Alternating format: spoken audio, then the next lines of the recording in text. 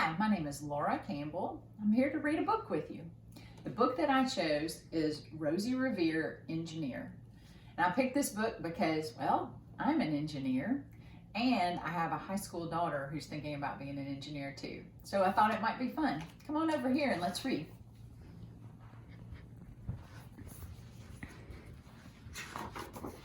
Rosie Revere, Engineer by Andrea Beatty and illustrated by David Roberts. This is the story of Rosie Revere, who dreamed of becoming a great engineer. In Lila Greer's classroom at Blue River Creek, young Rosie sat shyly, not daring to speak. Oh my. Do you see her there? She's just being very quiet. But when no one saw her, she peeked in the trash for treasures to add to her engineer's stash. And late at night, Rosie rolled up her sleeves and built in her hideaway under the eaves. Look at what all she's grabbing here. Something with an electrical cord and an umbrella and a racket, and looks like maybe some glue. It looks like some fun. Oh my, look at that. Alone in her attic, the moon high above, dear Rosie made gadgets and gizmos she loved. And when she grew sleepy, she hid her machines far under the bed where they'd never be seen. Look at all of this stuff.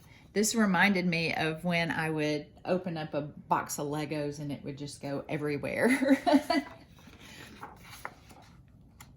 When Rosie was young, she had not been so shy. She worked with her hair swooping over one eye and made fine inventions for uncles and aunts.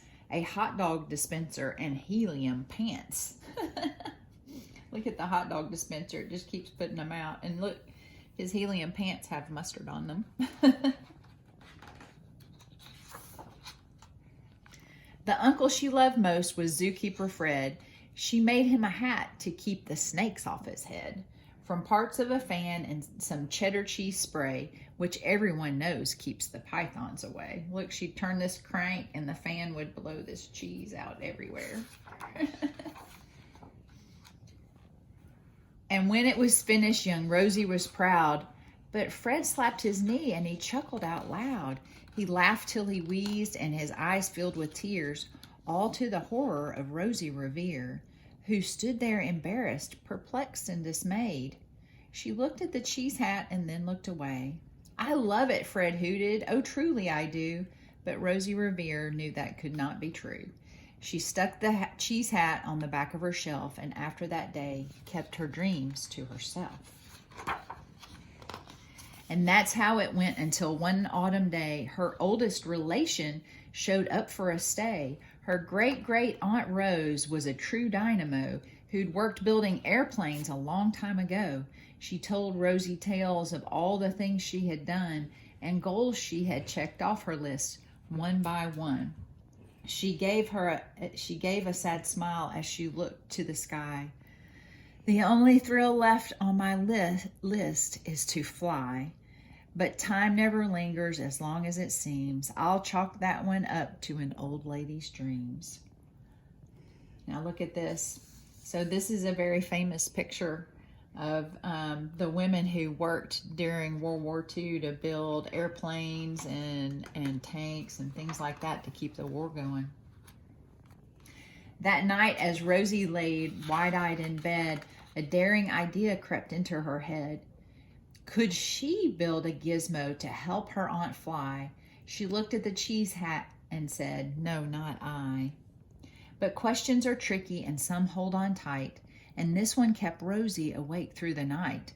So when dawn approached and red streaks lit the sky, young Rosie knew just how to make her aunt fly. She worked and worked till the day was half gone, then hauled her cheese copter out onto the lawn to give her invention a test just to see the ridiculous flop it might turn out to be.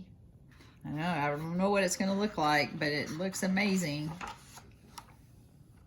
Ta-da! Strapped into the cockpit, she flipped on the switch.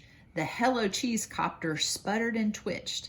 It floated a moment and whirled round and round, then froze for a heartbeat and crashed to the ground. Oh no.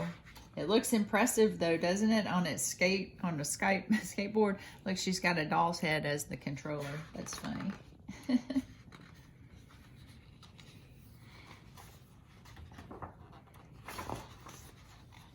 Then Rosie heard laughter and turned round to see the old woman laughing and slapping her knee.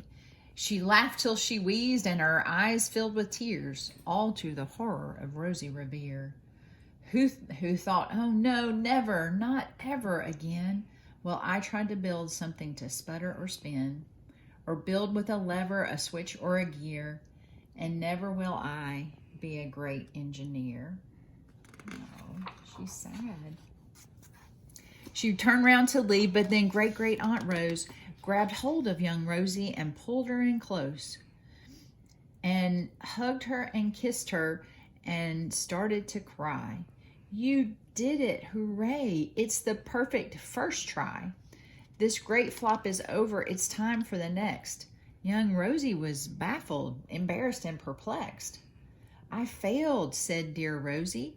It's just made of trash. Didn't you see it? The cheese copter crashed. Yes, said her great aunt, it crashed, that is true. But first it did just what it needed to do. Before it crashed, Rosie, before that, it flew. Your brilliant first flop was a raging success. Come on, let's get busy and go on to the next. She handed a notebook to Rosie Revere, who smiled at her aunt as it all became clear. Life might have its failures, but this is not it. The only true failure can come if you quit. Look at that Amelia Earhart's airplane. That's cool. They worked till the sun sneaked away to its bed. Aunt Rose tied her headscarf around Rosie's head and sent her to sleep with a smile ear to ear to dream the bold dreams of a great engineer. At Blue River Creek, all the kids in grade 2 build gizmos and gadgets and doohickeys too. With each perfect failure, they all stand and cheer, but none quite as proudly as Rosie Revere. Yay. Oh my gosh, look at the disco light that she's got, disco ball with the lights on it. Isn't that awesome? Do you see the other inventions? Well, she learned a good lesson, right? To keep on trying. And I hope that one day you'll consider being an engineer. Thanks for joining me.